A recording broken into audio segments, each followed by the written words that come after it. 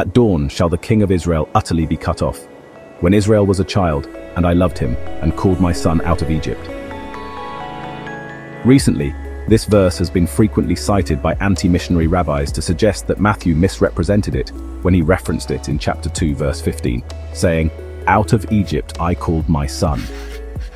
They argue that Matthew deliberately omitted the term Israel to obscure the fact that the passage refers to the nation of Israel rather than Jesus. However, the fact is, Jesus is explicitly identified as God's servant Israel, aka the Holy One of Israel, formed from the womb by God, begotten of God, and said unto me, Thou art my servant, O Israel, in whom I will be glorified. And now saith the Lord that formed me from the womb to be his servant, to bring Jacob again to him. Though Israel be not gathered, yet shall I be glorious in the eyes of the Lord, and my God shall be my strength. And he said, It is a light thing that thou shouldest be my servant to raise up the tribes of Jacob, and to restore the preserved of Israel. I will also give thee for a light to the Gentiles, that thou mayest become my salvation unto the end of the earth. It states that the servant will accomplish all these actions that have been realized in Jesus. Although the physical nation of Israel will not be gathered, Jesus will raise up the tribes of Jacob in the form of born-again Christians scattered among the nations, as prophesied in Hosea 2:23.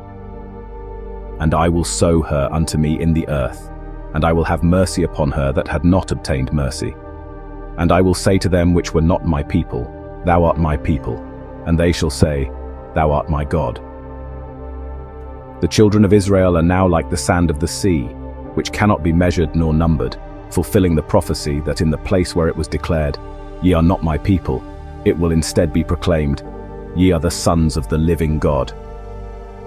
Then shall the children of Judah and the children of Israel be gathered together, and appoint themselves one head. And they shall come up out of the earth where God is seeding them. For great shall be the day of Jezreel. Jezreel stands for God sows seed. The servant will restore the preserved of Israel, which occurred when the Jews of the first century, aka the remnant of Israel, turned to the mighty God Jesus as foretold in Isaiah 1 verses 9 and 10, and Isaiah 10 verses 21 and 22. The servant will be for a light to the nations and become salvation, Yeshua in Hebrew or Jesus in English, unto the ends of the earth, a promise that has been realized in Jesus.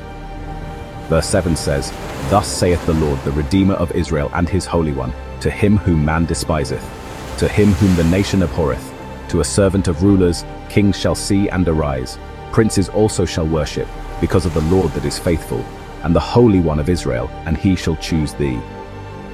The servant Israel, or the Holy One of Israel, came as the servant of rulers, God Elohim.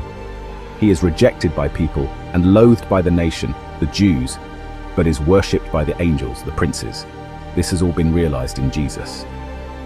With that being said, Hosea 11 verse 1 is indeed a prophecy about the beloved Son of God Jesus, referred to here as Israel and the King of Israel, who will be cut off out of the land of the living to atone for the sins of his people, as also foretold in Isaiah 53 and Daniel 9.